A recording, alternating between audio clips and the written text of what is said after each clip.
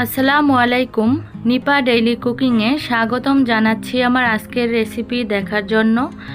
সবচাইতে মজার কলিজা ভুনার রেসিপি শেয়ার করছি।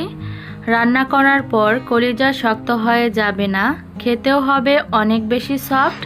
যারা সহজে কলিজা রান্না করতে পছন্দ করেন তাদের কাছে আজকের রেসিপিও ভালো লাগবে। আজকের এই কলিজা ভুনা রান্নার জন্য আমি 1 কেজি নিয়েছি গরুর কলিজা। কলিজাগুলো এখন একটু বড় করে কাটা আছে। তারপর চুলায় একটা পাত্রে পর্যাপ্ত পরিমাণে পানি ফুটিয়ে নিয়ে 1/2 চা চামচ হলুদের গুঁড়া দিয়ে দিলাম। আর এখানে দিয়ে দিচ্ছি 1/2 চা চামচ লবণ। লবণ আর হলুদের গুঁড়ার মাঝখানে এই কলিজার টুকরাগুলো দিয়ে নেড়ে চেড়ে 3 থেকে 4 মিনিটের মতো জাল করতে হবে।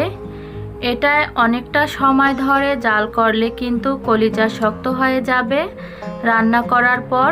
তারপর একটা স্ট্রাইনারে নিয়ে পানি ঝরিয়ে নিয়েছি আর এগুলো এখন কেটে নিব। আমি এই কলিজাগুলোকে যতটা সম্ভব ছোট ছোট কাটছি, তাহলে রান্নাটা যেরকম তাড়াতাড়ি করা যায়, খেতেও ভালো লাগে। সবগুলো কলিজা আমি কিউব করে কেটে নিয়েছি। এখন একটা বাটিতে নিয়ে নিচ্ছি আর একবার পরিষ্কার পানি দিয়ে ধুয়ে নিচ্ছি। কলিজা রান্নার আগে আমি একটা মশলার পেস্ট বানিয়ে নিচ্ছি। 1 টেবিল চামচ মরিচের গুঁড়া, 1 টেবিল চামচ দিয়ে দিচ্ছি ধনিয়ার গুঁড়া, 1.5 চামচ দিয়ে দিচ্ছি ভাজা জিরার গুঁড়া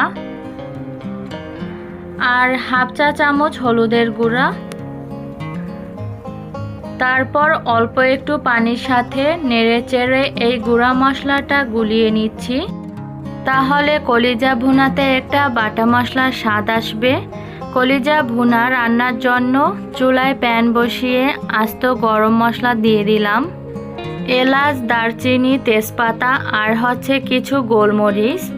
তারপর এখানে 1/4 কাপ দিয়ে দিচ্ছি সরিষার তেল। আপনারা চাইলে এই রান্নাটা সয়াবিন তেলও করতে পারেন। 1 কাপ পেঁয়াজ কুচি দিয়ে দিচ্ছি। এখন সরিষার তেলের সাথে নেড়ে চেড়ে এই পেঁয়াজটা বাদামি করে ভেজে নিচ্ছি।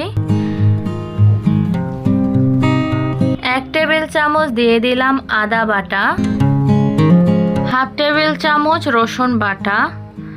আদা রসুনটাও কিছুক্ষণ ভেজে নিতে হবে যাতে কাঁচা গন্ধটা চলে যায়। যে মশলাটা আগে থেকে গুলিয়ে রেখেছিলাম এখন এটা দিয়ে দিচ্ছি। মশলাটা দেওয়ার পর আবারও নেড়ে চেড়ে মশলাটা খুব ভালো করে কষাতে হবে। পরিমাণ মতো লবণ দিয়ে দিচ্ছি। মশলাটা যখন কষানো হয়ে যাবে আগে থেকে কেটে নেওয়া কলিজার টুকরাগুলো দিয়ে নেড়ে চেড়ে এই মশলার সাথে কষিয়ে রান্না করে নিতে হবে। আমি এখানে 5 মিনিটের মতো কষিয়ে নিয়েছি।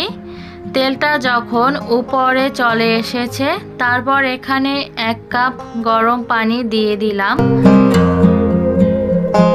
1 কাপ পানির বেশি লাগবে না। তারপর ঢাকনা দিয়ে ঢেকে রান্না করে নিতে হবে। মাঝে মাঝে কয়েকবার নেড়ে দিতে হবে। এভাবে করে নেড়ে চেড়ে কলিজাটা রান্না করে নিয়েছি। আর নামানোর আগে 1/4 চা চামচ জিরার গুঁড়া, 2 থেকে 3টার মতো কাঁচামরিচ মাঝখান থেকে কেটে দিয়ে দিলাম। আমাদের কলিজা ভুনা রান্না করা এখন শেষ।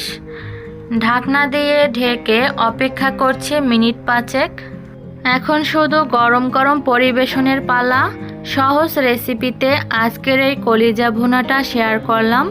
চেষ্টা করি প্রতিটা রান্না আপনাদের সাথে সহজ করে শেয়ার করতে। রেসিপিগুলো ভালো লাগলে আমাদের চ্যানেল সাবস্ক্রাইব করে রাখবেন। সবাই অনেক ভালো থাকবেন। আজ এখানেই বিদায় নিচ্ছি। আল্লাহ হাফেজ।